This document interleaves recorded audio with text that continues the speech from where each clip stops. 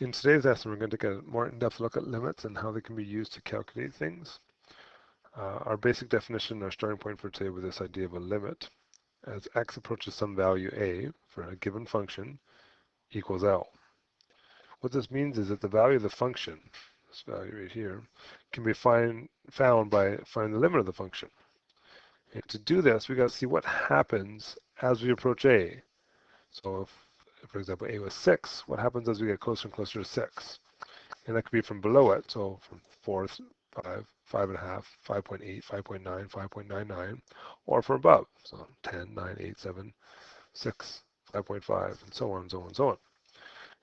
Not all limits will exist. Sometimes you're going to try and calculate a limit, and it can't because it doesn't exist.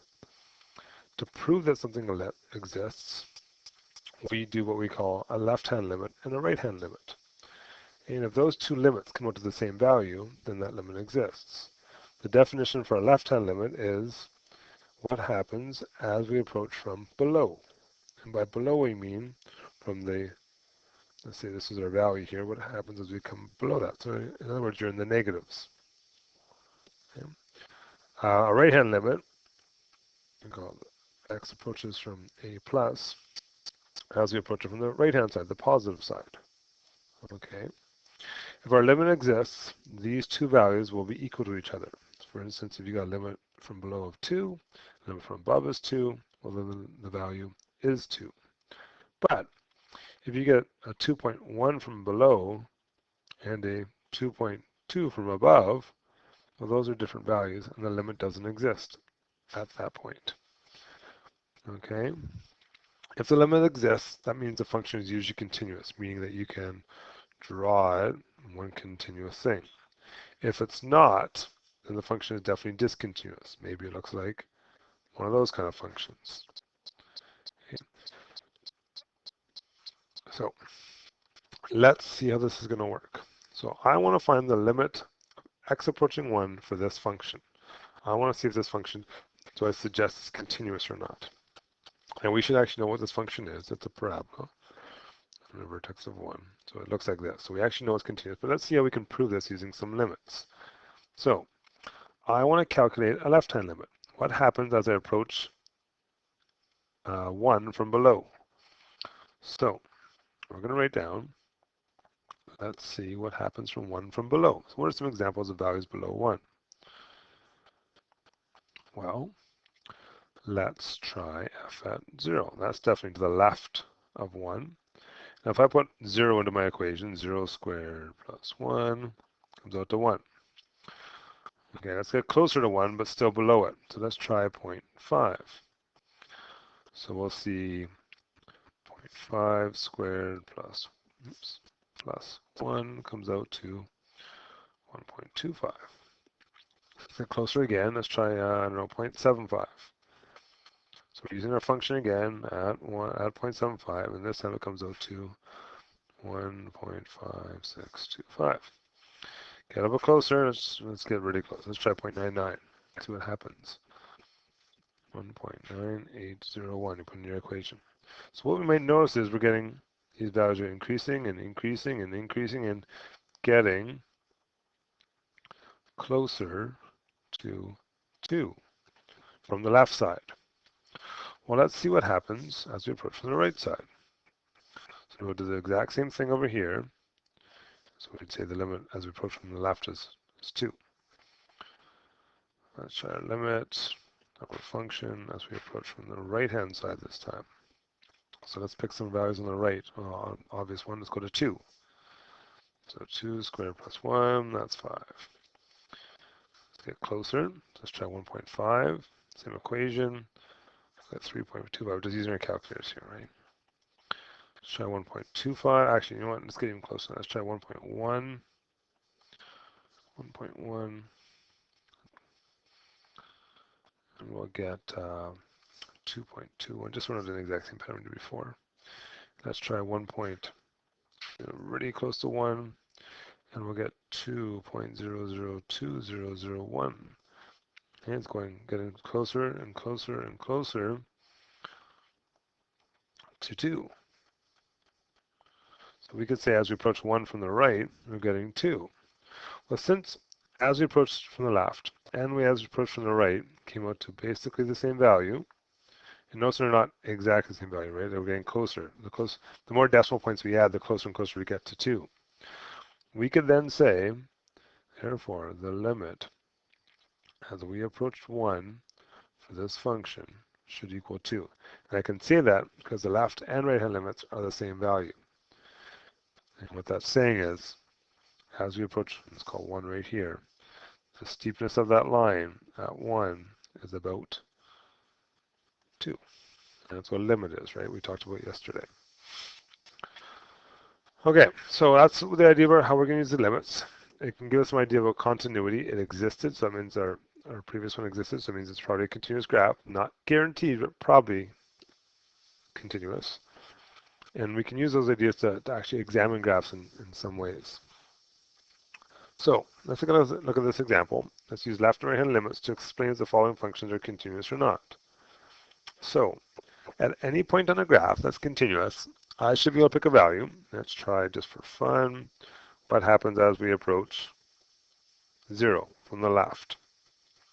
Well, as I approach 0 from the left, as I get closer and closer and closer and closer to it, I'm approaching this value. I don't know what it is. Let's call that number 4. Okay. Well, as I approach from the right, I'm approaching the same value, right? I'm approaching the same steepness. So I could say that my limit from the left and my limit from the right are equal to each other. I don't know the exact value they are, but because the graph is continuous, these limits have to be the same. Okay. Or if I look at the next one, if I approach 0 from the left side, and I approach 0 from the right side, oops, that's a typo there. I should say X. My graph is totally going to do something different. Okay.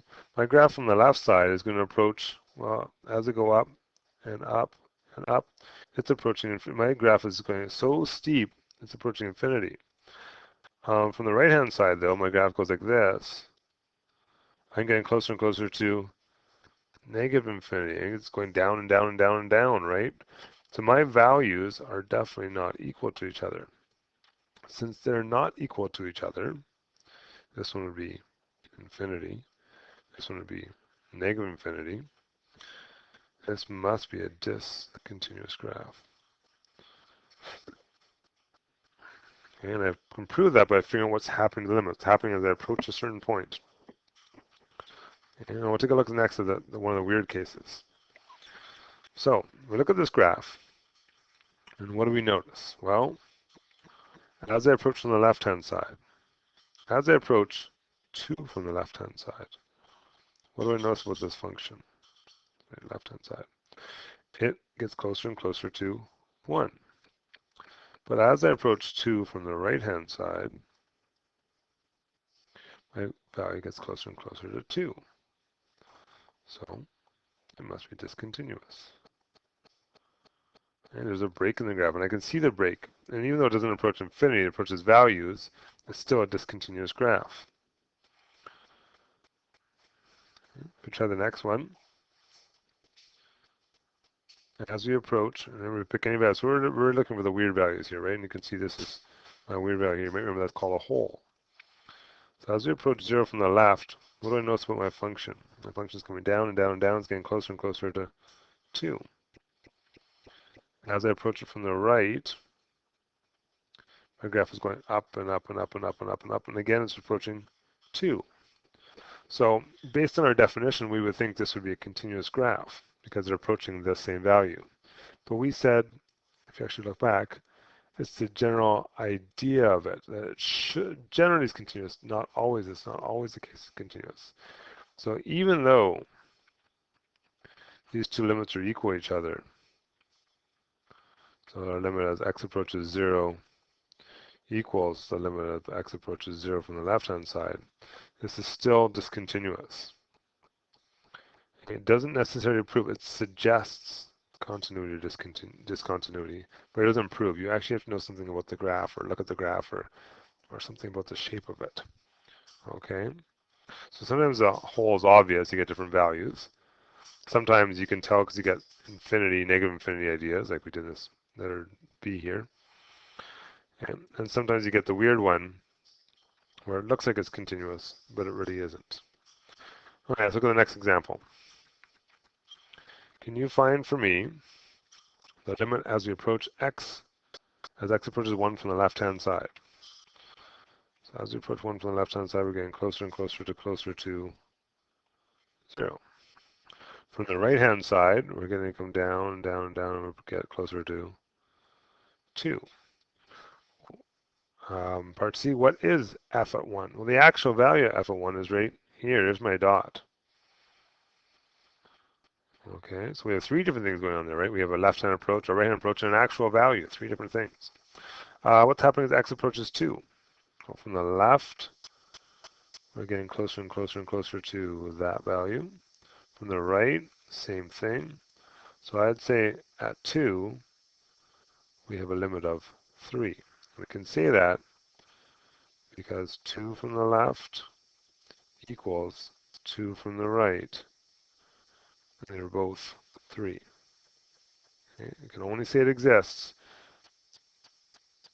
after they have the same value. So for this case, just to point out, we could not say that 1 exists. It doesn't exist because you have 2 different values here and here. Okay. So there's our last question here. Do these things exist or not? You tell me. We can do this by comparing left-hand limits and right-hand limits. So I want to know what happens as we approach -1. Does it exist? Well, let's test it out. Let's find a value on the left-hand side of -1. Yeah, -1. So what's a good example? Well, let's pick -1.001, just to the left of it, right? So in our function, we'll get 3 times -0.001 squared minus 1. What does that come out to? In our calculators, we will get 2.006003, or basically 2. What if I pick a number just above -1? So like -0.9999, right? 0.999. Do the same calculation. What do I get? I get 1.994003, or again, pretty close to. Are we going to get exact? No, because they only went 3 decimal places. But based on those 2 results, I could say that my limit as we approach -1 for the function is 2. I'm thinking that this is a continuous graph. Now, if I were to think about this, it's actually a parabola. So I know it's a continuous graph. Okay. So let's try the next one. Determine if it exists by using left and right hand limits. So what happens as we approach 0 from the left? So 0 from the left. I'm going to do 5 over, and from the left, just to the left, 0.001 cubed comes about to -5 billion. 1, 2, 3, 1, 2, 3. What happens as I approach from the right? So 5 over positive 0.001 cubed. And again, shockingly enough, it comes out to 5 billion. So does this limit exist? For sure it does. The limit as x approaches 0 for this function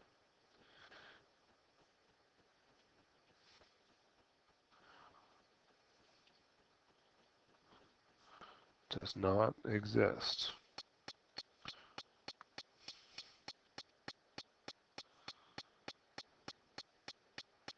Our rule for exist means they have to be exactly the same. So this one's negative. This one is not. Okay, so we don't have the same value, even though it's the same number, the value is very far apart from each other. And if you think about cubics, you might remember one goes up like this, and the other side goes down like this. Okay, so at 0, oh sorry, actually we're talking about rational functions here, not cortex. If we're talking about a rational function, one end's going to go up like this, one end's going to go down like this.